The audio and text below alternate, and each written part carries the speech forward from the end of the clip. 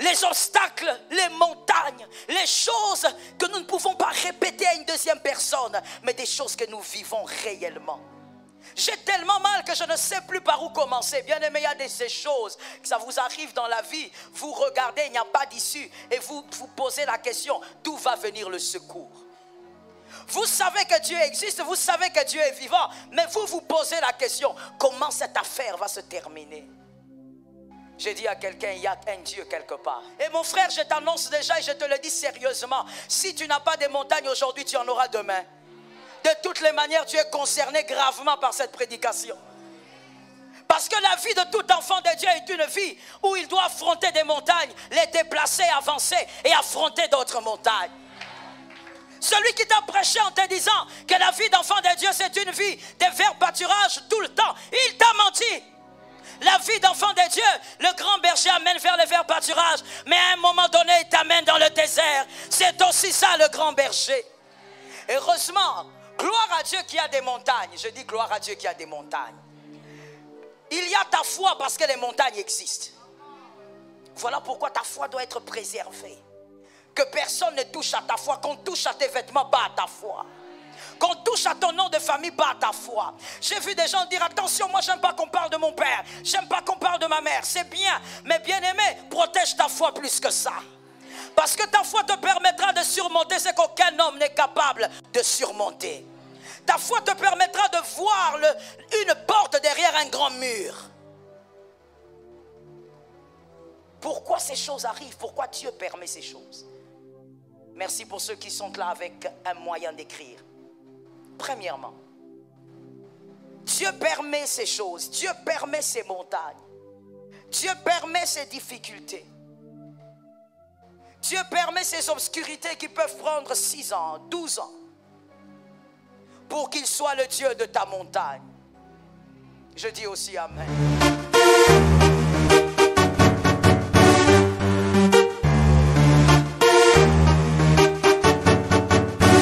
Shalom bien-aimé dans le Seigneur Jésus-Christ. La servante de Dieu Joëlle Gloria Cabassel, pasteur principal de l'église Assemblée évangélique Nouvelle Alliance de Kinshasa, parle d'un sujet très capital. Et si je te disais que ta foi a le pouvoir de déplacer ce qui te bloque depuis des années? Jésus l'a affirmé dans Matthieu 17 verset 20, « Si vous avez de la foi comme un grain de sénévé, vous direz à cette montagne, déplace-toi d'ici là, et elle se déplacera. » Oui, ta foi a une puissance insoupçonnée. Et aujourd'hui, la servante de Dieu va te révéler comment l'activer. Reste bien jusqu'à la fin, car ce message pourrait changer ta vie. La foi est une clé spirituelle, Hébreux 11 verset 1, or, la foi est une ferme assurance des choses qu'on espère, une démonstration de celles qu'on ne voit pas. La foi n'est pas seulement un concept, c'est une arme spirituelle qui déclenche des miracles. Marc 11 verset 23, si quelqu'un dit à cette montagne, ôte-toi de là et jette-toi dans la mer, et s'il ne doute point en son cœur, mais croit que ce qu'il dit arriver, il le verra s'accomplir. La foi n'est pas silencieuse, elle s'exprime par des paroles et des actions audacieuses. Ta foi doit insister malgré l'obstacle, exemple biblique, Bartimée, Marc 10 versets 46 à 52, il a crié pour sa guérison et n'a pas abandonné malgré les obstacles. La femme à la perte de sang, Marc 5, 25 à 34, elle a touché Jésus avec foi et a été guérie instantanément. Ta foi doit être persistante, même quand tout semble contre toi. Aujourd'hui, je veux t'encourager à déclarer avec foi que ta situation va changer. Peu importe la montagne devant toi, commence à parler avec autorité, comme Jésus l'a enseigné. Si tu crois, tu verras la gloire de Dieu. Prions ensemble, Seigneur, je déclare que ma foi est vivante et agissante. Toute montagne qui s'oppose à ma destinée doit disparaître au nom de Jésus. Je marche dans la victoire et dans la puissance de ta parole. Amen. Abonnez-vous, aimez et partagez afin d'apporter l'évangile de Jésus-Christ aux nations car il y aura plus de joie dans le ciel pour un seul pécheur qui se repent. Que la bénédiction de Dieu soit votre partage dans le nom puissant de Jésus-Christ. Amen. Aujourd'hui, je viens parler à une âme et je ne parle pas à ton voisin, c'est à toi que je m'adresse. N'écoute pas cette prédication en écoutant pour un frère ou une sœur que tu connais. Ne l'écoute même pas pour ta femme ou pour ton mari. C'est à toi que je m'adresse. Je viens te dire la foi. Mais laquelle? Celle qui déplace les montagnes. Que Dieu fasse grâce à une âme. La foi qui déplace les montagnes, c'est de ça qu'il s'agit. Des montagnes, plusieurs, qui seront déplacées par la foi. Qui seront déplacées par ta foi. Tout ce qui s'élève contre vous, tout ce qui vous dépasse, tout ce qui vous résiste, c'est ce que j'appelle les montagnes. Ces choses que vous avez dans vos vies et qui s'élèvent comme des grands obstacles. Ces choses qui semblent vous dépasser. Ces choses qui semblent vous rappeler de temps en temps votre humanité.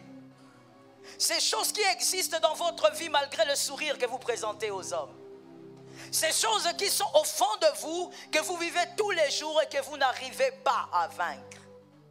Ces choses qui se sont élevées comme des montagnes. Les types de problèmes qu'on ne raconte pas à tout le monde. Je parle à quelqu'un. Est-ce que je rencontre le besoin de quelqu'un? Les types de choses que personne ne peut imaginer que vous traversez. Parce que vous le gardez pour vous-même. Ces types de problèmes qui règnent tellement, qui dominent tellement qu'à un moment donné, on a l'impression que vous disparaissez et que ces problèmes apparaissent. Le psaume 38, 9 à 10, que dit la parole de Dieu? Le psaume 38, 9 à 10. Le psaume 38, 9 à 10. Voici ce que dit la parole. Je suis sans force, entièrement brisé. Le trouble de mon cœur m'arrache des gémissements. Oh, est-ce qu'il y a quelqu'un qui a déjà vécu des moments où il a tellement mal que lorsqu'il ouvre sa bouche pour prier, ce sont des gémissements qui sortent? Ah oui, je suis d'accord avec toi, ça arrive. C'est pour toi donc que je suis venu ce matin. Il a envie de parler à Dieu, mais quand il ouvre la bouche, ce sont des murmures inexprimables qui sortent parce qu'il n'y a plus de force pour parler. Je dis à quelqu'un, si ça t'est déjà arrivé, c'est à toi que Dieu s'adresse ce matin. Seigneur, tous mes désirs sont devant toi et mes soupirs ne te sont point cachés. Le psalmiste dit oui, je suis devant toi, je veux parler, je veux prier parce que j'ai des problèmes. Mais de toutes les manières, je n'y arrive pas. Il y a une chose qui est sûre, tu sais tout ce que j'ai dans mon cœur. Tu sais tout ce que je veux dire avant même que je ne le dise. J'ai tellement mal que je ne sais plus par où commencer. Bien aimé, il y a de ces choses, ça vous arrive dans la vie. Vous regardez, il n'y a pas d'issue. Et vous vous posez la question, d'où va venir le secours? Vous savez que Dieu existe, vous savez que Dieu est vivant. Mais vous vous posez la question, comment cette affaire va se terminer? J'ai dit à quelqu'un, il y a un Dieu quelque part. Heureusement, gloire à Dieu qui a des montagnes. Je dis gloire à Dieu qui a des montagnes. Il y a ta foi parce que les montagnes existent. Voilà pourquoi ta foi doit être préservée. Que personne ne touche à ta foi. Qu'on touche à tes vêtements, pas à ta foi. Qu'on touche à ton nom de famille, pas à ta foi. J'ai vu des gens dire, attention, moi j'aime pas qu'on parle de mon père. J'aime pas qu'on parle de ma mère. C'est bien, mais bien aimé, protège ta foi plus que ça. Parce que ta foi te permettra de surmonter ce qu'aucun homme n'est capable de surmonter. Ta foi te permettra de voir une porte derrière un grand mur. Que ce soit le cas d'une âme ce matin. Pendant que je parle, toi entends comme David entend deux fois.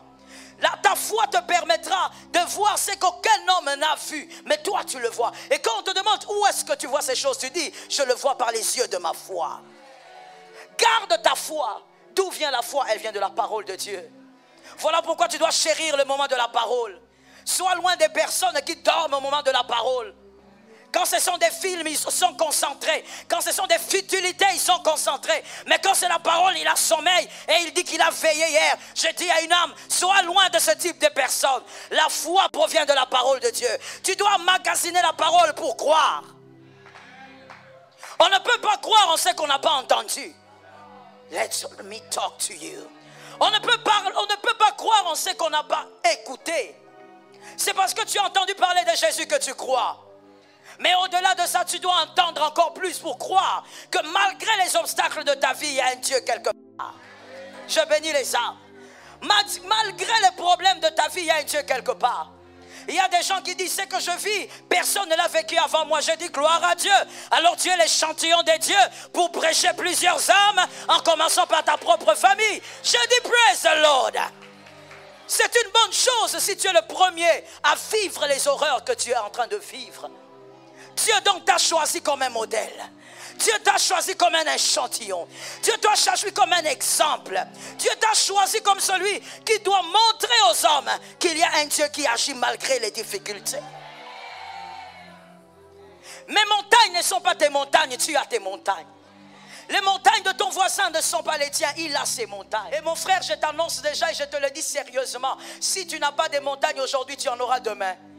De toutes les manières, tu es concerné gravement par cette prédication. Parce que la vie de tout enfant de Dieu est une vie où il doit affronter des montagnes, les déplacer, avancer et affronter d'autres montagnes.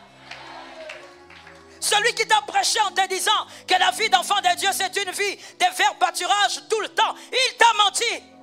La vie d'enfant de Dieu, le grand berger amène vers le vert pâturage, mais à un moment donné il t'amène dans le désert. C'est aussi ça le grand berger. Les obstacles, les montagnes, les choses que nous ne pouvons pas répéter à une deuxième personne, mais des choses que nous vivons réellement. Que l'Éternel nous sauve. Il y a des moments où Dieu permet. Ici je parle de Dieu, je ne parle pas de démons ce matin. Je parle de Dieu. Ce ne sont pas des montagnes qui viennent des démons de je ne sais quoi, je parle de Dieu. Dieu lui-même fait arriver certaines montagnes. Dieu lui-même permet certains problèmes. Dieu lui-même fait arriver l'obscurité sur certaines têtes. Tu étais en paix le matin, mais avant le soir, ton ciel devient noir. Les problèmes arrivent, des choses qui avancent avec vous. Vous cherchez la lumière, vous ne voyez pas. Votre ciel est obscur. Dieu permet des fois l'obscurité dans votre vie, parce que sans obscurité, il n'y a pas de pluie. Il faut bien que le ciel soit obscur pour que la pluie finisse par arriver. Mais regardez les problèmes avec nous les hommes. Nous aimons la pluie sans obscurité. Vous savez, je sais, j'ai déjà constaté, et vous aussi, qu'il arrive qu'il pleuve sous un ciel bleu. Mais regardez ce qui se passe. Quand il pleut sur un ciel bleu, cette pluie ne dure pas. Vous ne l'avez jamais constaté? Cette pluie ne dure pas. Cette pluie ne pourra pas faire 1 heure. Parce que le ciel est bleu. À un moment donné, les nuages bleus vont venir et la pluie va s'arrêter.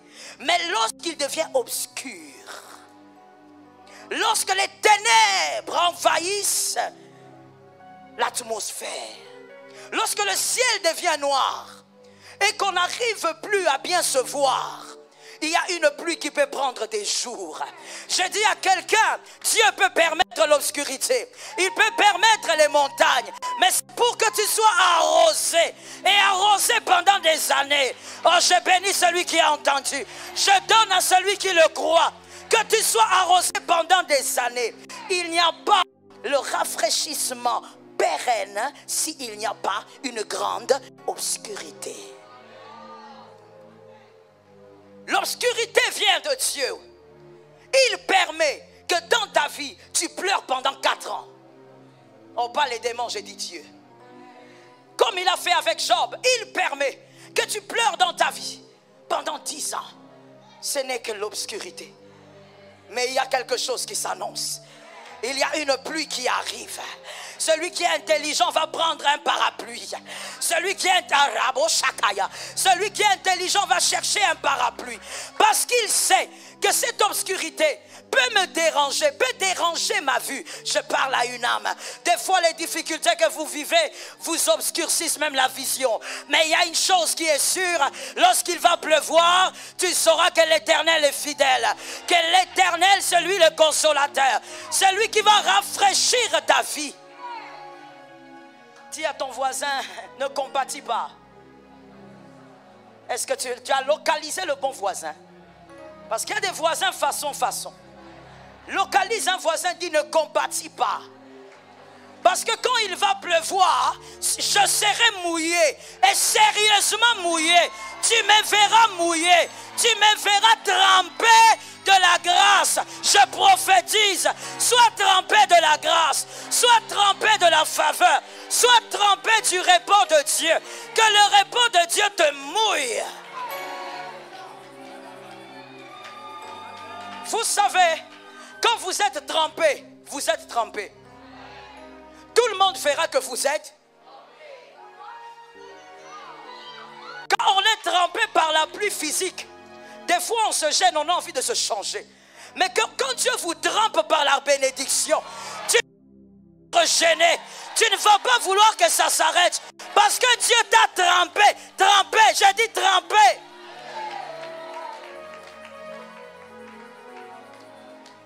Voilà pourquoi lorsque Dieu permet les montagnes et les moments compliqués, il aime, il veut, il travaille pour que les hommes sachent que tu traverses des moments compliqués. Parce que si les hommes ne le savent pas, lorsque tu seras trempé, ils ne sauront pas d'où ça vient. Dieu ne partage sa gloire avec personne. Dieu fera en sorte qu'ils sachent que c'est toi qui trempes les hommes, que c'est lui qui trempe les hommes, que c'est lui qui mouille les hommes de la grâce. Oh, je dis à quelqu'un, ne fuis pas tes montagnes. Oh mon Dieu, j'ai tué cette sémence diabolique où il faut faire croire au peuple de Dieu que toute souffrance est mauvaise. Non, il y a des montagnes qui viennent de Dieu et ça doit exister. C'est là où nous faisons la muscule de la foi. Peut-être que tu n'as pas l'habitude d'aller à la salle de sport pour ton corps, c'est ton choix, même si ce n'est pas bon pour la santé. Mais les montagnes obligent à ta foi de s'exercer. Tu sais, quand on te dit viens prier, tu ne veux pas. Viens prier. Le pasteur parfait, c'est tu vas te dire viens. Tu dis non, j'ai pas le temps, je suis busy. All right. Mais il y a un moment où Dieu t'apprendra que tu ne seras plus busy. Lorsque Dieu va t'imposer les problèmes, toi-même tu entreras en retraite. Toi-même tu prieras. Toi-même tu jeûneras. Tu n'auras pas besoin de quelqu'un derrière toi. Dieu prévoit les montagnes parce que ça doit faire croître notre foi. Je suis venu par là, quelqu'un, j'ai dit ce matin, c'est une sélection divine. Les personnes qui sont là ne sont pas venues par la chair, mais par l'Esprit de Dieu. Parce que tu dois savoir ce que Dieu pense de ce que tu vis. Oh Saint-Esprit. Comment faire pour vaincre ces choses qui fêtent les anniversaires avec vous? Vous savez, il y a des gens qui aiment ça. Ils font selfie sur Facebook ou autre. Une année de plus, oui, une année de plus avec ta montagne. Elle vieillit avec toi. Elle fête les anniversaires avec toi. Dans la parole de Dieu, dans Genèse 12:2, Genèse 12:2, Dieu promet à Abraham et à Sarah une progéniture. Mais voici, Sarah a attendu 25 ans. Dieu parle et Sarah attend 25 ans. J'aimerais que quelqu'un réalise que c'est 25 ans. Lire c'est bien, mais essayez de réaliser ça. On vous fait une promesse aujourd'hui et ça s'accomplit dans 25 ans. C'est-à-dire en 2000. En 2000. Pardon. Vous avez fait les mathématiques quand même à l'école primaire. En 2000. Est-ce que tu peux imaginer ça, mon frère? Je te donne une prophétie aujourd'hui et les années passent et tu attends 2040 pour voir l'accomplissement. Je me pose même la question si pendant toutes ces années tu resteras à l'église. Je me dis que si tu avais mon numéro de téléphone, tu effacerais mon numéro. 5 ans après, tu effacerais ça. Tu diras tout de suite, voilà les aventuriers. Il a envie de parler, il n'a rien reçu. Ça fait 10 ans que moi j'attends. Sarah a attendu 25 ans. Et Dieu n'avait toujours pas menti. Quelqu'un a entendu. Oui, il y a quelqu'un qui a entendu. Qui a prophétiquement entendu. Sarah attend. Abraham attend. Vous savez, j'insiste sur Sarah, pourquoi? Oh, c'est elle la porteuse de vie. Et la ménopause est un danger. Sarah entend la promesse. 5 ans après, elle attend. 15 ans après, elle attend. Donc en fait, la montagne de Sarah était en train de fêter les anniversaires avec Sarah. Mais Dieu n'avait toujours pas menti. La montagne de Sarah était tellement grande qu'on ne voyait plus Sarah, on ne voyait que sa stérilité. Toi et moi, nous connaissons Sarah. Si on parle de Sarah, on ne parlera que de ça. Abraham est connu parce qu'il a quand même fait certaines choses. Il a vaincu les rois, il a fait des prouesses. Mais Sarah, il n'y a pas d'histoire, à part la stérilité. Une montagne qui vous fait disparaître. On prend votre nom, on enlève. On prend votre montagne, on donne votre montagne, votre nom. Vous savez, dans les quartiers tels que nous sommes là, il y a beaucoup de gens à qui on a déjà donné des noms. Mais ces personnes ne le savent même pas. Parce que des fois, c'est ça nos quartiers. Vous êtes là dans un quartier calme, vous habitez, vous sortez tous les matins, vous êtes gentil avec tout le monde. Bonjour. Oh, on t'a déjà donné un nom. Quand tu tournes le dos, regarde celui-là. Tout ce qu'il fait, c'est monter, descendre. Regarde ses pantalons. On t'a identifié par rapport à ton problème. Et toi, tu ne le sais même pas. Quand les gens sont là en train de sourire, toi, tu penses qu'ils sont gentils. Mais c'est simplement parce qu'ils pensent au fameux nom qu'ils t'ont donné, qui correspond à ton problème. Sarah, on l'appelle Sarah aujourd'hui. Mais est-ce qu'à son époque, les femmes autour d'elle l'appelaient encore Sarah? Il regardait et disait, voilà la stérile. Voilà tout ce qu'elle sait faire. Monter, descendre avec son mari. Elle est incapable de donner un enfant. Oh, ça arrive dans nos vies, bien-aimés, que certains problèmes deviennent nos post-noms. Tu as ton prénom, mais la montagne est devenue ton post-nom. Et qui t'a donné ce post-nom? Les gens. Qui t'ont donné ce post-nom? Les personnes que tu connais. Les montagnes qui ne viennent pas du diable, mais qui viennent de Dieu.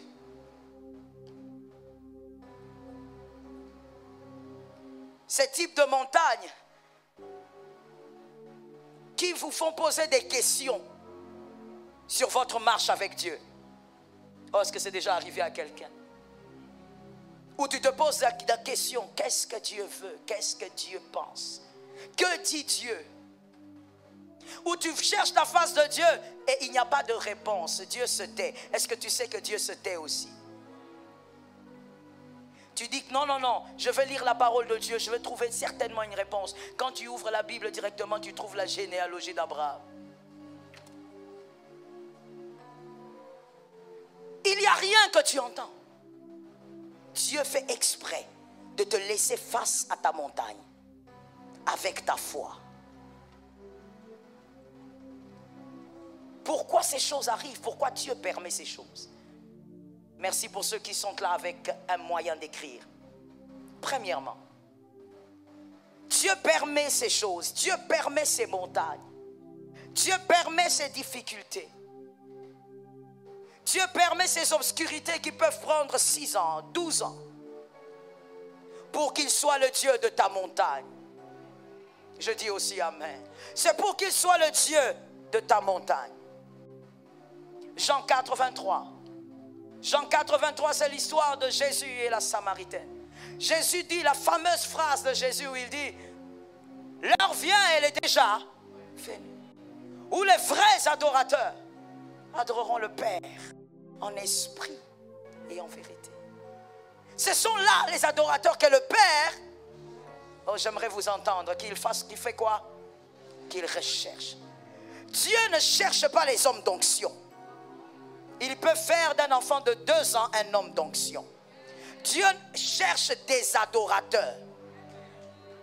Mais la vraie adoration n'est pas celle qui provient des choses que les autres ont vécues. La vraie adoration provient de ce que vous avez vécu.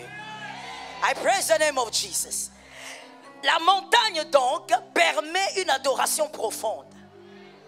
Parce que l'adoration c'est aussi dire à Dieu ce qu'il est. Mais Dieu ne voudrait pas que le vrai adorateur dise à Dieu ce qu'il a été pour les autres. Mais que tu sois capable de dire à Dieu ce qu'il a été pour toi. Oh, je bénis le nom de Jésus. Les montagnes, c'est pour les adorateurs. Il veut être le Dieu de ta montagne. Quand tu pries, tu dis Jéhovah juré, frère, c'est la montagne d'autrui. Est-ce qu'il y a les lecteurs de la Bible ici? C'est la montagne d'autrui. Abraham l'a appelé Jéhovah juré parce qu'il voulait tuer son fils. Quand il voulait tuer son fils, Dieu a dit non, ne tue pas. C'était la montagne d'Abraham. Alors Abraham qui regarde dit, ah, Tu es Jéhovah Jireh. Jéhovah Jireh, ce n'est pas ta montagne. Tu dois adorer avec tes propres montagnes. Tu dois affronter des choses.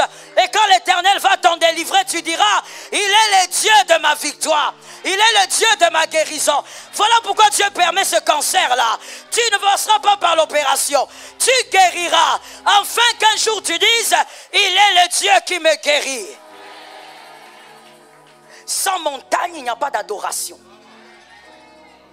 Dieu permet les montagnes pour qu'une adoration pure, véritable sorte de toi. Vous savez, il y a des gens qui adorent. Vous voyez un jeune homme de 25 ans en train d'adorer. Seigneur, j'étais jeune et j'ai vieilli. Je n'ai point vu les justes abandonnés, Seigneur. Ça, c'est du théâtre dans l'église. Je dis à quelqu'un, sors des théâtres. Non, je ne t'ai pas entendu. Il faut absolument que tu dises Amen. Et que tu sortes de là. Arrête de faire des théâtres dans l'église. Ce n'est pas un lieu de théâtre. L'adoration n'est pas seulement ce que vous avez lu. L'adoration véritable doit sortir de vous-même. Dire à Dieu ce qu'il a été pour vous. Mais si Dieu ne t'a jamais guéri, comment tu diras qu'il est le Dieu qui guérit? Mais pour que tu sois guéri, il faut être malade. Alors pourquoi tu crois que toute maladie vient du diable? Écoute, la montagne c'est pour une adoration profonde. Et écoute bien et retiens pour la vie. Plus l'adoration est profonde, plus les convictions deviennent profondes. Je suis d'accord avec aussi. Il y a certaines choses, même quand vous le dites du haut de la chair, vous dites, vous savez, Dieu guérit. Il y a quelqu'un qui vous regarde et dit Amen. Parce que depuis qu'il est converti, il entend ça dans les églises. Tu n'as jamais été malade et tu as vu la main de Dieu. Mais celui qui a été malade d'un cancer, malade du sida, malade de je ne sais quelle maladie, l'Éternel l'a guéri sans opération. Celui-là sait que quand il lève ses mains, il dit tu es le Dieu qui guérit. Il est convaincu. Je dis il est convaincu. Dieu veut arrêter ces choses dans les églises où il y a des adorations sans conviction. Tu dis des choses que tu as lues dans les psaumes, c'est très bien. Mais tu dois dire encore mieux. Dieu dit, les vrais adorateurs, ils adorent en esprit et non en lettres. En esprit. Ce qui provient de ton esprit, c'est que tu as expérimenté avec Dieu. Mais comment tu seras celui qui adore en esprit et en vérité si tu n'as pas vécu des montagnes? Il doit être le Dieu de ta montagne. Le Dieu qui t'a accordé la victoire, qui t'a sorti des choses. Et tu pourras dire, il est mon Dieu. Tu dis Jéhovah Rapha. Il y a quelqu'un d'autre qui avait dit ça, qui a vécu une montagne pour le dire. Il est le Dieu de Anne, oui, parce que Anne avait une montagne et elle a vaincu cette montagne.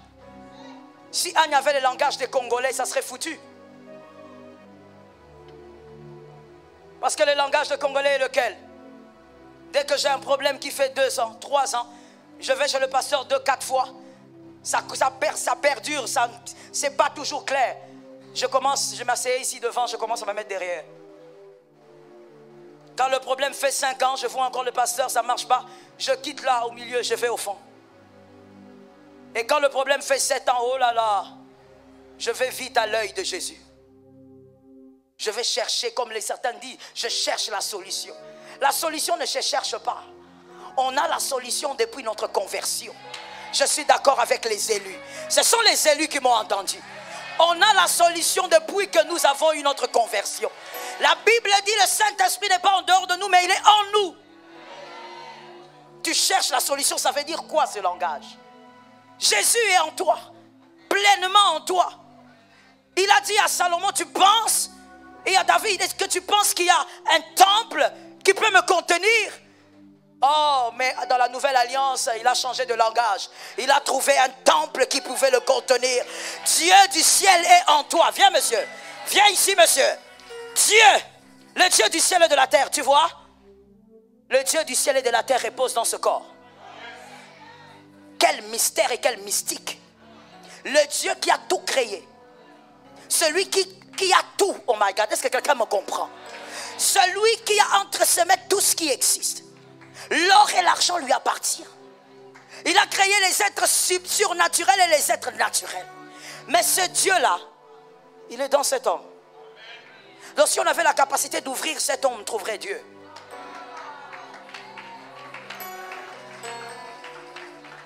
Je cherche la solution. Qu'est-ce que ça veut dire? Tu la cherches où? La solution n'est pas cachée dans les églises. Ça pique? Ça pique? Si ça pique pas, il faut dire amen. La solution n'est pas cachée dans les églises. La solution n'est pas cachée dans le nom d'une église. La solution est cachée dans le nom de Jésus de Nazareth. Seul Jésus est la solution. Tu as Jésus, reste là où tu es. C'est Jésus la solution. Non, j'ai fait des années, je ne vois pas clair. Tu ne vois pas clair, c'est que tu es aveugle. Celui qui a le Fils verra toujours clair. Parce qu'il a la vie. Non, c'est-à-dire que quand j'ai besoin d'écouter Dieu, tu veux l'écouter où? Le premier lieu où tu dois l'écouter, c'est en toi-même. Let me tell you something, et cette chose est vraie. Retiens pour la vie. Le Dieu que tu ne peux pas écouter en toi, tu ne l'écouteras pas du haut de la chair. Il ne faut pas jouer au théâtre dans l'église. Le Dieu que tu es incapable d'écouter dans ta chambre, tu ne l'écouteras pas du haut de la chair. Même si cet homme de Dieu a le feu qui sort de la bouche. Tu auras une foi effervescente. Tu connais les effets des médicaments effervescents? Quand tu mets dans l'eau, ça fait quoi? Merci maman, j'aime ça. Maman fait comment? Et quand ça fait après un moment, comme s'il n'y avait rien eu, le verre reste silencieux. Les foi effervescentes, les foi que nous les Congolais nous aimons. Quand on vient à l'église, on est agité, mais seul face aux montagnes, on dit, je ne crois pas que Dieu existe. Seul face aux montagnes, on commence à chercher n'importe quoi. On commence à chercher même des personnes qui nous emmènent vers l'enfer. Le Dieu que tu vas écouter, il est d'abord en toi. Dieu est pleinement en toi. Merci mon frère. Dieu vit en toi. Dieu veut être le Dieu de ta montagne. Dieu veut que lorsque tu lèves les mains, que tu lui parles de toi et non d'Abraham seulement. Yes. Il veut que quand tu lèves les mains, que tu lui parles de ce qu'il a fait en 2016. Pas seulement de Anne et de Sarah. Il veut t'introduire dans les répertoires ou dans la liste des personnes qui ont vu la main de Dieu. Mais tu ne peux pas voir la main de Dieu si tu n'as pas commencé par voir le dos. Tu dois d'abord voir le dos. Tu dis, Seigneur, donne-moi. Il y a le dos. Ma fille, viens. Lorsque tu dis, excusez-moi, moi j'aime les illustrations. Le dos de Dieu, sois là derrière moi. Quand tu es derrière, tu dis, Seigneur, donne-moi ce mouchoir. Comment Dieu va te donner le mouchoir? Il y a le dos. On ne donne pas par le dos. Par le dos, tout ce qu'il veut, il veut que tu le suives. Follow me. Par le dos, il ne donne rien. Seigneur, même tu ne vois pas. C'est depuis 2016 que j'attends. Je dois signer ce contrat. Tu subis d'abord le dos de Dieu. Le dos de Dieu, on le suit. Tu dois le suivre là où il va t'emmener. Plus il t'emmène, les montagnes montent et ta foi doit monter. Je dis à quelqu'un, fais honte au diable. Plus les montagnes deviennent dures, que ta foi aussi monte. Et à un moment donné, lorsque Dieu sentira que ta foi est au point que tu peux passer par autre chose, Dieu maintenant te donne la main et il te donne ce que tu cherches. Et quand il te donne, lorsque tu lèveras le mouchoir, tu diras, c'est Dieu qui m'a donné. La véritable adoration, la véritable prière, merci, la véritable adoration. Pourquoi des fois, bien-aimés, l'onction de l'église locale? Je ne veux pas parler de ça aujourd'hui, je n'en ai pas le temps.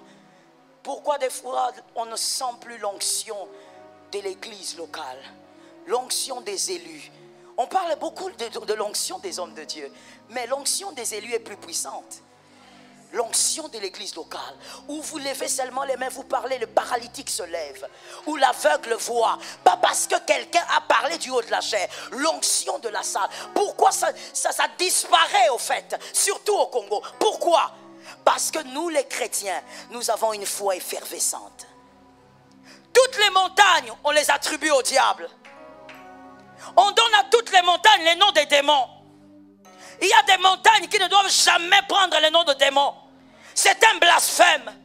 Ne dites jamais que Sarah a été ensorcelée. Sarah n'a pas de lien de famille. Sarah n'a pas été envoûtée. Sarah a subi la main de Dieu. C'est la main de Dieu que Sarah a subie. Parce que Isaac vient de Dieu. Les montagnes que tu vis, au nom de Jésus, par le mandat que j'ai reçu, je déclare, tu n'as pas, la montagne que tu vis ne vient pas des démons, ne vient d'aucun sorcier. Ce n'est pas une question des limites de famille. Aucune personne n'a le pouvoir de te maudire. Ce que tu vis, c'est la main de Dieu. Je dis à quelqu'un, tu seras plus fort qu'hier. Oh, ça tombe sur moi-même. Ça tombe sur moi-même, j'en ai besoin. Tu seras plus fort qu'hier. Parce que je vais te dire une chose. Les luttes que tu arrives à vaincre aujourd'hui, tu as puisé l'énergie dans les luttes d'hier. Je vais répéter pour les personnes qui pensaient à autre chose. Les luttes que tu arrives à vaincre aujourd'hui, ou les luttes que tu arriveras à vaincre demain, tu as tiré cette énergie dans les luttes que tu as vaincues hier. Celui qui n'a jamais affronté des obstacles hier n'aura pas d'énergie pour affronter les obstacles du futur.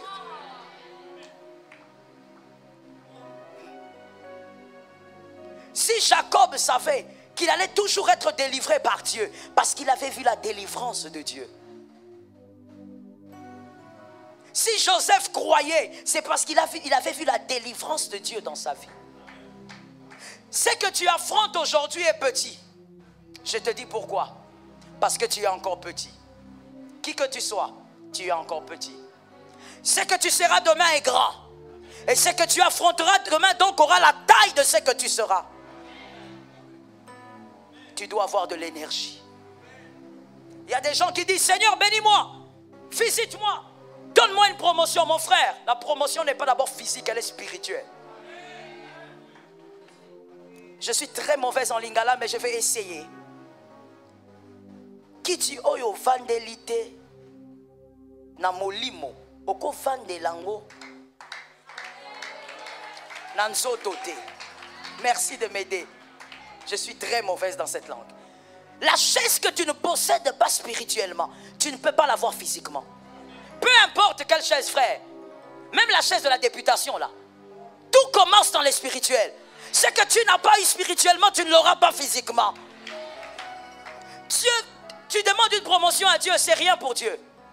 Il peut en sortant de ses cultes changer ton histoire aujourd'hui. Que Dieu te fasse grâce. Mais tu vois, plus on monte, plus il y a d'autres types d'obstacles qui vous localisent. Il y a d'autres types de montagnes qui vous localisent.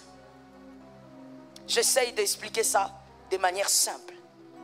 Un parent qui a 3 enfants à l'école primaire, il va payer les frais scolaires. Mais un enfant qui a 3 enfants à Harvard, il paye aussi les frais scolaires, mais il y a une différence. 3e primaire et à Harvard, il y a une différence. Parce que ceux-là sont petits et les autres sont grands. Ce que tu demandes à Dieu va attirer d'autres types de combats. Tu dois avoir de l'énergie spirituelle. Et pour ça, tu dois vaincre les montagnes d'aujourd'hui. Quand tu affrontes les montagnes de ta vie aujourd'hui, dis-toi ceci. J'ai un Dieu et Dieu est vivant. Je veux traverser ceci. Je veux déplacer cette montagne. Parce que devant moi, je vaincrai ce qui arrive. Le Seigneur veut te voir affronter les montagnes de ta vie avec foi. Je crois que mon heure est presque épuisée, n'est-ce pas? Le Seigneur veut te voir affronter ces montagnes avec conviction. Oh mon Dieu, je dis à quelqu'un, laisse-moi rentrer dans la Bible. Baladons-nous un peu dans la parole de Dieu. Dans le livre de Jean, Jésus parle à Marie et à Marthe. Lazare est mort. Jésus dit, d'abord c'est Marthe qui dit, où est-ce que tu étais? Si tu étais là, mon frère ne serait pas mort.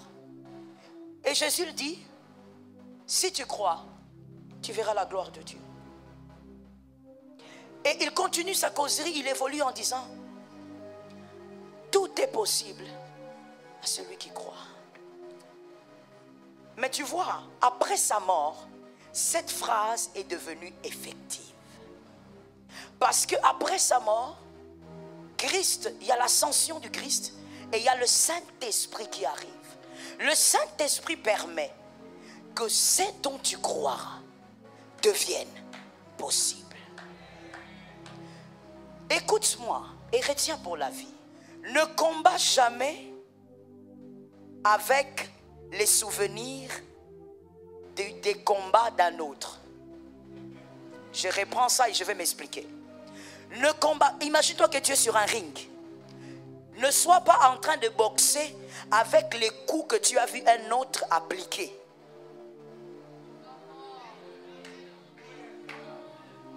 Est-ce que quelqu'un comprend?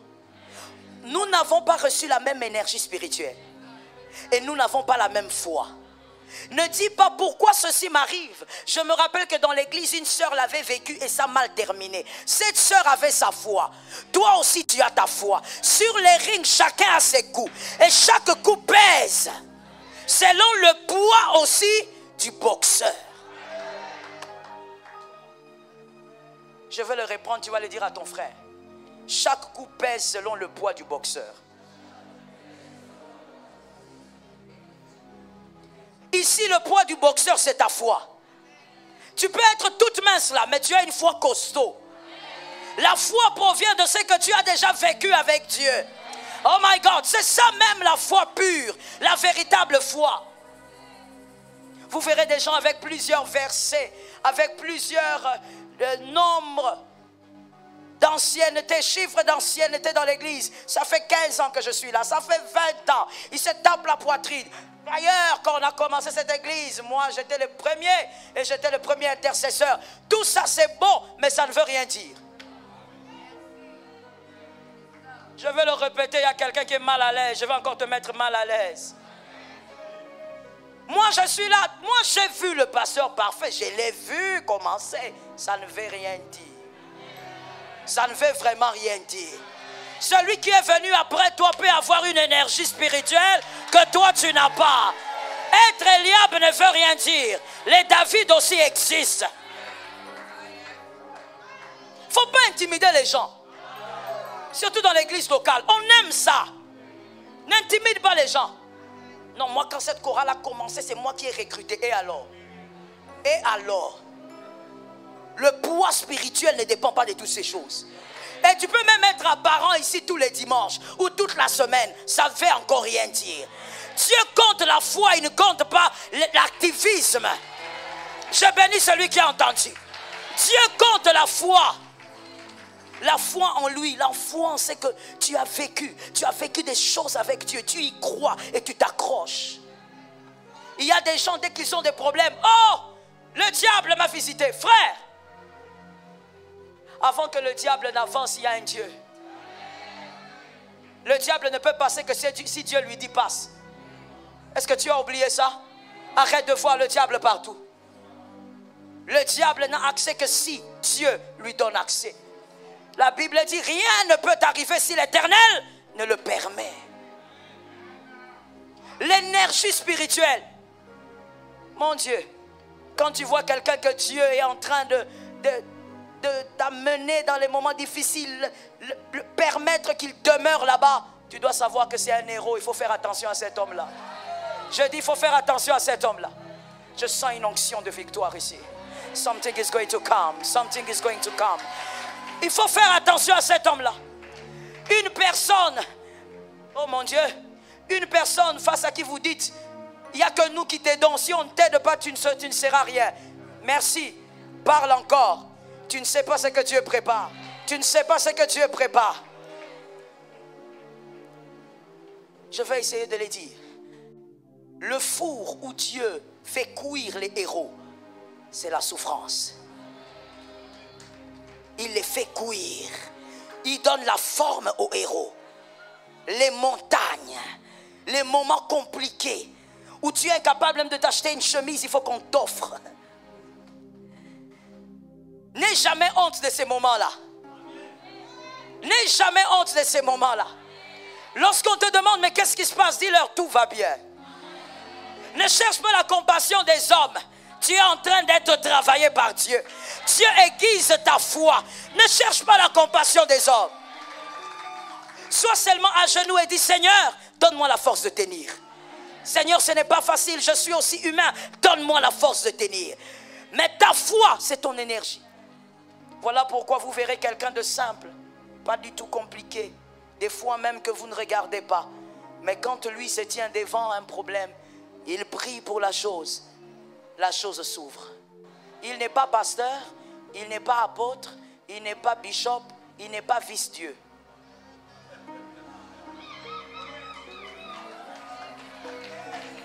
Parce qu'aujourd'hui nous aimons tellement de titres qu'il n'y a qu'un seul titre maintenant que les Congolais vont chercher. Vice-dieu. Non, moi je suis l'archibishop international vice-dieu. C'est ce qui reste. Ce n'est pas dans les titres qu'il y a l'énergie. L'énergie spirituelle ne se trouve pas dans les titres. Ne viens pas à l'église d'ailleurs pour les chercher. Toi cherche Dieu, reste avec Dieu, aime Dieu, supporte tes montagnes. D'ailleurs, laisse-moi te donner une astuce très efficace. Quand tu regardes ta montagne, donne un nom à cette montagne. Si tu as des problèmes financiers qui ne changent pas, à chaque fois que tu as un rendez-vous d'embauche, ça ne marche pas. Regarde la montagne et dis, millionnaire. Non, mon frère, est-ce que tu as un 1000 francs là? Non, je n'ai pas de liquidité ces derniers temps.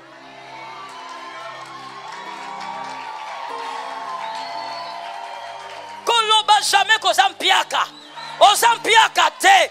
Tu n'as pas de liquidité. Et puis il faut préciser, ces derniers temps, je n'ai pas de liquidité. Mais viens vers moi après 3 jours. Je pourrai régler ton problème. La foi. Tu regardes ton problème. Tu ne fais pas d'enfant depuis que tu es marié. Gloire à Dieu. Parce que tu en as beaucoup. Tu regardes ton problème. Tu dis, donne-toi le nom. Je ne sais pas. Maman Janine, maman Karine. Donne-toi le nom d'un enfant là. Regarde ta montagne et donne un nom de faveur. Est-ce que quelqu'un m'entend? J'ai rencontré une dame dans mon ministère. Aujourd'hui, elle fait partie de mes filles spirituelles. Une dame dans mon ministère, elle a plus de 50 ans. Quand je l'ai rencontrée, elle avait tellement de problèmes. Son mari l'avait quittée, elle avait abandonné les enfants, beaucoup de bizarreries. Je vous préserve le reste. Quand je l'ai rencontrée, elle m'a parlé. Elle a dit, prie pour moi. Je lui ai dit, je ne prierai pas. Mais à partir d'aujourd'hui, je t'appelle Faveur. C'est ça ton nom. Et elle a même enlevé le prénom là. Elle a mis ce prénom là, Faveur. Et depuis quelques années, ça fait peut-être 3-4 ans, sa vie ne ressemble pas à ce qu'elle était quand je l'ai rencontrée. La foi passe aussi par ce que tu dis. Confesse que tu es bien. Oh, j'aimerais présenter à quelqu'un le tableau de cette femme. Des fois nous lisons, nous passons vite. Des fois nous lisons pour prêcher, mais réalisons un peu. J'essaye de te peindre ce tableau. Cette femme n'a pas d'enfant. Le prophète vient et finalement elle a un enfant. Et un jour, l'enfant meurt. L'enfant est dans la chambre. Il y a un mort, monsieur. Il y a un mort dans la chambre. Il n'est pas entré en coma, il est mort. Dans la chambre. Elle sort de la chambre, son mari lui dit, où est-ce que tu vas? Tu sors avec les serviteurs, ce n'est pas une fête.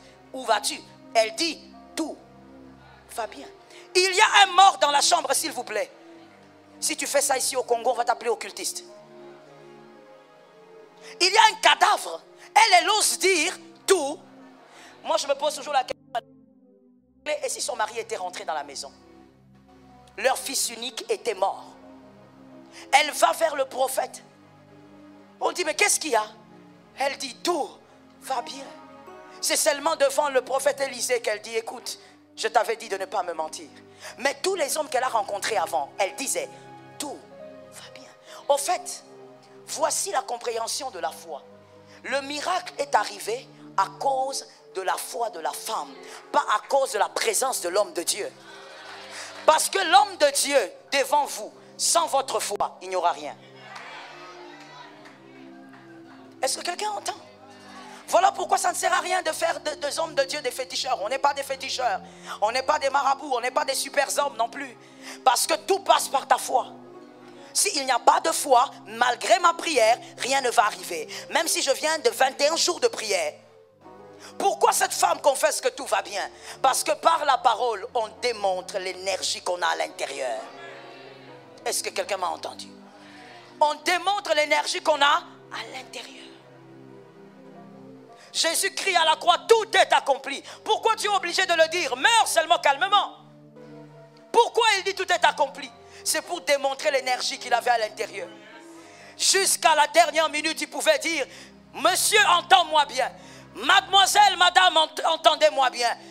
Vous vivrez, vous rencontrerez des problèmes. Mais tout est accompli. Et la loi et les prophètes, tout est accompli. Peu importe ce que tu vis, prophétise toujours que l'Éternel est avec toi. Je veux finir en te disant ceci. Et j'espère vraiment que je vais finir. Moi, je peux répéter la phrase, finir la même 15 fois. Madame, vous savez, dans la vie, des fois, il est important de ne pas penser à ce qui doit arriver maintenant, mais de penser plutôt à ce qui finira par arriver. Tu vois la nuance? Il y a une nuance. Dans la vie, bien, je t'assure, moi-même je l'ai vécu. Dans la vie, des fois, face à certaines montagnes, tout en sachant que ça vient de Dieu. Mais des fois, il est important de ne pas penser à ce qui doit arriver maintenant, mais de penser à ce qui finira par arriver. Même si ça n'arrive pas dans ces cultes, ça finira. Maintenant, tu as compris. Même si ça n'arrive pas après 2 ans, ça finira. La fin sera favorable. Des fois, il est préférable de penser à la fin. Quand tu penses à aujourd'hui, tu dis, oh là là, je croyais qu'aujourd'hui quelque chose allait se passer. Et ce n'est pas arrivé. Je croyais qu'on allait m'appeler aujourd'hui. Et ce n'est pas arrivé. Je dis à un homme, ça finira par arriver. Toute montagne a une fin. Et ça, c'est ce qui est merveilleux. Toute montagne a une fin. Lorsque la montagne est en face de vous, vous êtes comme dans la vallée.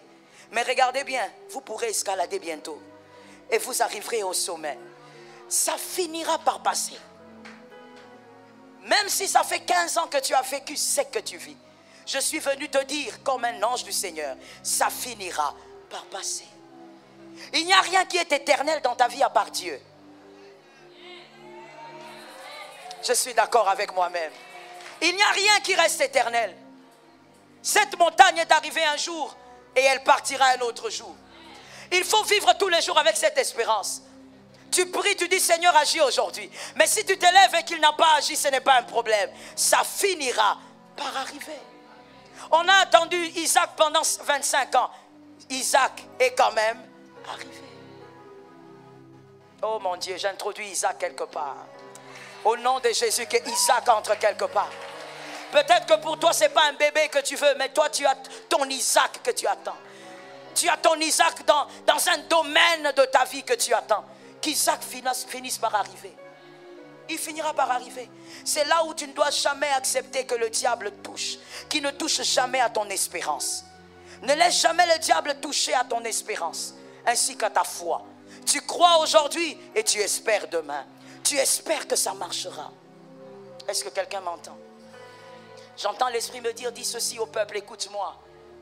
Le témoignage que tu n'as jamais entendu existe. Je le lance quelque part. Le témoignage que tu n'as jamais entendu existe. Tu sais mon frère, tu as lu dans la Bible, Lazare est sorti après 4 jours. Mais Jésus peut sortir aussi après 12 jours. On se pose la question, 12 jours, il y a quoi? Est-ce que le corps là, il est encore là? Mais même là, Jésus peut redonner forme. Comme avec les ossements desséchés, Jésus peut ordonner. Il dit au prophète, parle. Et les os commencent, oh Lord. J'aime bien cette histoire. Parce que dans cette vision, on dit qu'il y avait une vallée des ossements. Maintenant, imaginez que votre tête se trouve à gauche et le fémur se trouve à droite. Et quand le prophète parle, chaque os commence à chercher sa tête, son corps. En fait, il commence à se regrouper comme un film d'horreur. Dieu est capable de faire arriver ce que vous n'avez jamais entendu dans votre famille. Quand Dieu te dit, mon frère, quand je te dis là que Dieu va agir, qu'est-ce que tu vois? Est-ce que tu vois seulement les choses que tu as déjà entendues? Vois-tu les choses seulement qui sont déjà arrivées en famille? Dieu a des témoignages jamais entendus.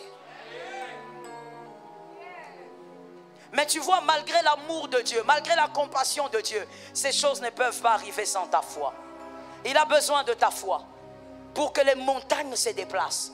Il a besoin de ta foi pour que tu saches que Dieu est Dieu de miracles. Laisse-moi finir avec ce témoignage qui me fait rire. C'est le 40e finir, 4e. Il faut t'habituer. Une fois, une sœur est venue me voir après des moments de prière, une dame. Elle vient me voir, elle me dit, pasteur, priez pour moi. Je dis, d'accord. C'est tout. Si ce n'est que ça, tu peux te mettre à genoux, je prie. Et puis il dit, oui, oui. Elle se met à genoux. Et puis je me rappelle, au fait, je ne sais pas pourquoi je veux prier. Je dis à l'oreille, je prie pourquoi? Et puis elle me dit, j'ai le sida. Je dis, pardon? Non, j'avais entendu. Mais c'est le choc de comprendre que tu viens chez moi pour ça, ma soeur. Pourquoi tu me fais ça? Pourquoi moi? Pourquoi moi aujourd'hui? Est-ce que je fais quelque chose à Dieu même? Je dis, tu as dit quoi? J'ai le sida. Ah, c'est pour ça que tu es venu. Tu as le sida depuis combien de temps? Il dit, bon, mon mari est mort il y a 7 ans. Donc c'est depuis à peu près 7 ans. Maman. Je dis, maman, mettez-vous d'abord. Prenez d'abord place. J'ai appelé ma secrétaire, j'ai dit, donnez-lui un peu de jus. Je dis, madame, et vous voulez la prière pour que le Seigneur fasse comment? Il dit, elle me regarde, elle dit, oh, c'est quelle question? Elle me dit, ah, attends, mais c'est pour que le Seigneur me guérisse, tu n'es pas pasteur. Je dis, je suis pasteur. Elle commence à me rappeler. Je dis, oui, oui, je me rappelle, je suis pasteur. Elle a dit, mais alors, il faut prier que Dieu me guérisse. Ah! Donc que Dieu ne t'accompagne pas, mais qu'il te guérisse. J'ai dit, donc tu crois? Elle me dit, oui, je crois. Et aujourd'hui, j'ai décidé, toujours quand je viens, je rentre chez moi, mais là, tu vas prier. Je me suis dit, depuis toutes ces années, je me disais, mon mari est parti, moi aussi, je partirai bientôt. Le Seigneur m'a gardé pendant 7 années, mais je me dis, aujourd'hui, il faut que tu pries. Ah, ok. Alors, j'ai dit à la sœur, bon, écoute, avec beaucoup de concentration, tu sais, on va prier. Mais je veux prier pour toi demain. Je veux d'abord prier moi-même. La sœur m'a dit non. Toi, tu connais des sœurs ténaces là. Il y a des gens ténaces. Hein? Elle te dit jamais. Moi, je ne sors pas de ce bureau. Non, ma sœur, tu sais, je sens qu'il faut que j'aille me recueillir. La sœur qui dit, maman, il faut te recueillir ici. Tu vas prier pour moi là. J'ai dit, ce sont des problèmes. J'ai dit, attends, j'arrive. Je suis sorti de mon bureau. Heureusement que le bureau de mon mari est connecté au mien. Je suis allé là-bas, je dis, il est où? Il n'est pas là. Oh God, je suis foutu. Et je dis, Seigneur, pourquoi ça? Et j'entendais comme la voix de cette femme retentir en moi. N'est-ce pas que tu es pasteur? N'est-ce pas que, d'une manière de te dire, n'est-ce pas que tu devrais croire? N'est-ce pas que tu es censé croire? Alors je reviens, je dis, mets-toi à genoux. J'ai mis ma main, j'ai dit, Seigneur, c'est le genre de prière, homme de Dieu. Hein. Quand vous le faites, vous reconnaissez que vous n'êtes rien. Donc vous faites un effort pour disparaître. Dis, Seigneur, guéris-la. Jésus, je n'ai plus de force. La prière du malade, moi je commence à parler de moi. Seigneur, je n'ai plus de force. Père, mon cœur est abattu. Seigneur, guéris Jésus. Au nom de Jésus, amen. Ces genres de prières short, courte prière, pas de longue prière. Tu dis amen, amen. Maman, que Dieu soit avec vous. Toi-même, tu es là abattu. Tu la regardes. Elle, la porteuse de la maladie est plus forte que toi. Elle se lève, elle dit, bon, au revoir maman, demain je vais à l'hôpital. Je dis, hé, demain, tu ne peux pas attendre. Oh Lord, oh Lord, there is a God in the heavens. Hey, je dis demain, situation est en jeu là. Et la femme qui dit, maman, je vais demain à l'hôpital. J'ai dit, c'est ta foi. Quand elle est sortie, je me suis dit, il m'est permis de ne peut-être pas croire comme elle, mais je n'ai pas le droit de tuer sa foi. Elle est partie. Elle est allée faire les examens. Et ma soeur, je t'assure, j'ai fait un effort pour oublier ça toute la journée là. J'en ai même pas parlé à mon mari. J'ai dit, j'oublie ça. Et on est allé au culte le vendredi, le jour suivant donc, c'était le vendredi. On était là. Moi, j'étais dans mon adoration. Et à la fin du culte, il y a une soeur qui vient me voir. Elle me dit, maman, il y a une dame qui est dehors. Elle a dit que si tu ne la reçois pas, elle ne part pas. J'ai dit, elle est comment? Il faut donner la description là. Elle est comment? Non, maman, elle est... Ah, mon Dieu, c'est elle. Je suis fini. J'ai dit, d'accord, faites entrer. J'étais là comme ça, assise sur mon bureau. Elle est entrée. Elle s'assied, elle dit, maman, tu peux prier? Nous, il y a des femmes courageuses. Dans l'église, là, nous voyons tout type de personnes. Maman, tu peux prier? J'ai dit, ok, je vais prier. Donc, j'ai été conduite par elle. On a prié, amen, amen. Elle prend des documents, là, elle dépose sur la table. Maman, il faut lire ça. Alors, après la prière, je dois encore lire. Donc, il faut que tu s'en rappelles la classe. Je prends les documents, j'ouvre. Je sors. Résultat. Oh Lord. Je regarde, je dis non. Il y a un Dieu dans les cieux.